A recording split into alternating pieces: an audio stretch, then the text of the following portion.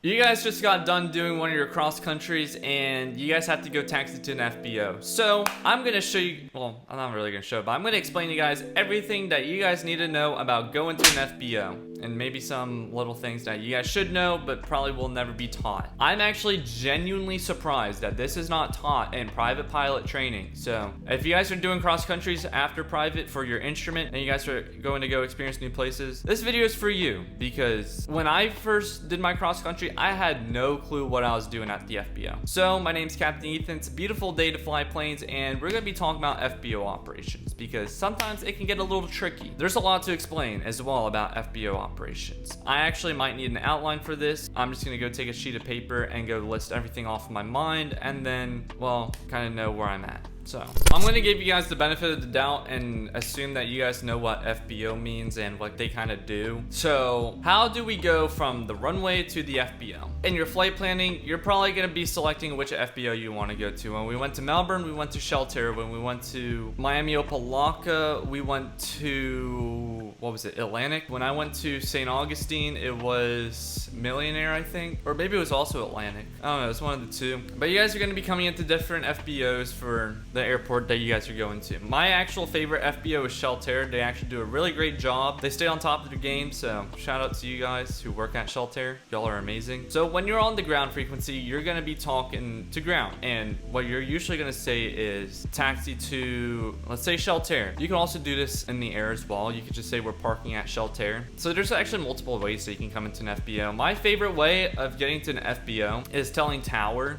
that parking Shelter, because they'll plan your exit as well. Melbourne Tower, Archer 8575 Foxtrot, 15 miles to the west, inbound full stop. Archer 8575 Foxtrot, Melbourne Tower, where do you park? Shelter 75 Fox.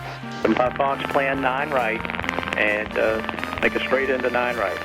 Plan 9 right and make it straight in runway 9 right, 75 Fox. This is actually a big thing with airlines. Even though they don't go to FBOs, they'll say like where they're exiting off of and what gate they're going to if Tower doesn't know. It varies by airport. But usually what you can do is you can say that you're parking at Shelter, you're parking at Millionaire, and they'll coordinate your exit. But usually you're going to do this on the ground. So when you switch off to ground, just say that you're off of, say, Alpha 4, taxiing to Shelter, and they'll give you the taxi clearance. Good afternoon, Skyhawk 5258 Zulu. We're off runway 4 at Charlie, ready to taxi to the FBO. November 5258 Zulu, point to go to ground, taxi the FBO, taxi, let's see, via Alpha Golf, right and then left.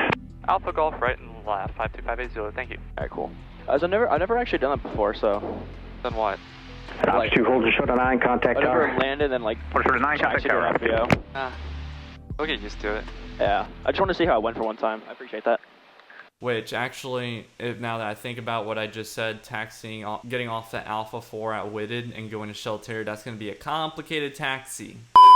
A lot of the time, FBOs are going to be listening on the ground frequency for people hearing their FBO name, so like Shelter, for example, and then the taxi clearance, so like where the plane's going to enter. So like when we went to Melbourne, we had a taxi all the way down the runway and get off at some, I don't even remember the taxiway. It's been almost over a year ago now. Yeah, so that's how the FBO is going to know that you're coming in and, you know, going to be using their services. And then at the FBO, there's going to be a marshaller that's going to marshal you into a parking spot, unless you just find your own parking spot as well. But usually there's going to be a marshaller that marshals you in. If there's not one, you can use something called an ASRI frequency, which we'll talk about in a second, but we'll talk about the marshaller. So you can either wait outside the FBO. Half the time, I don't know which parking spot I'm going to. So the marshaller is going to come out and then he's going to do all his hand signals, which if you guys don't know what his hand signals mean, I made a video on what the ground marshaller's hand signs mean. So if you guys haven't seen that, make sure you guys go watch that. They're going to marshal you into your parking spot. Now, if there's not a marshaller and you're waiting outside, you can use something called an ASRI frequency. I kind of just learned this the other day. Well, other day for me, 2 weeks for you guys, where you tune their frequency. You can find it on 4Flight. So let's say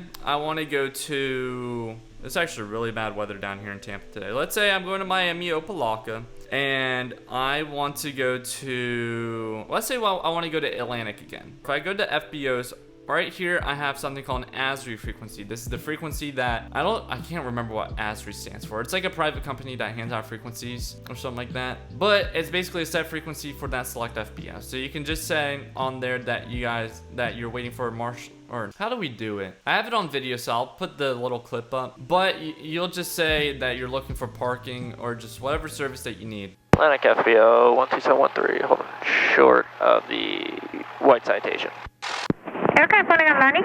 Yes, Skyhawk 12713, looking for parking. Go again, Cap. What do you say? Cessna 172, Skyhawk 12713. Cessna 172, what is your full number, sir? 12713. I got him.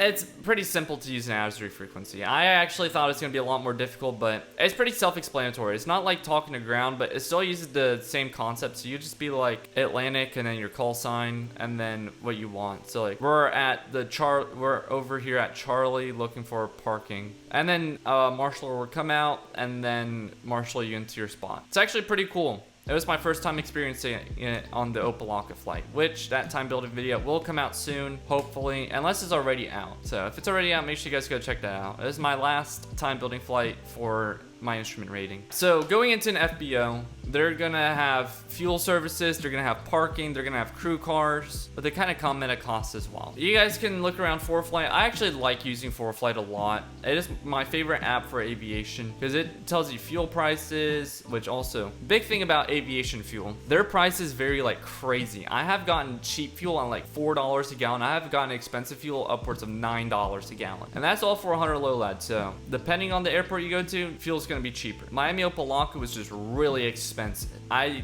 told Hunter we should just fly the Everglades and fuel up there. Also, some other things FBOs can do as well. They also have pilot amenities. So they have either free snacks, crew cars, but my favorite part is the free snacks. I love the free snacks at FBOs. They also have hangaring, so if you need to hangar your plane overnight, you can get a hangar from them, and they can also tie you down on a tie down as well. And then they also have passenger services, more like the bigger FBOs like Atlantic. They'll have luggage handling, catering, rental cars, and even red carpets. I know at my airport there's a red carpet for the Shelter FBO. If you guys enjoyed this video, make sure you guys go hit that like and that subscribe button down below as well. And also make sure you guys hit the bell notification, because only about 110 of you guys have the bell on, so make sure you guys go hit the bell, and we'll see you guys in a future video.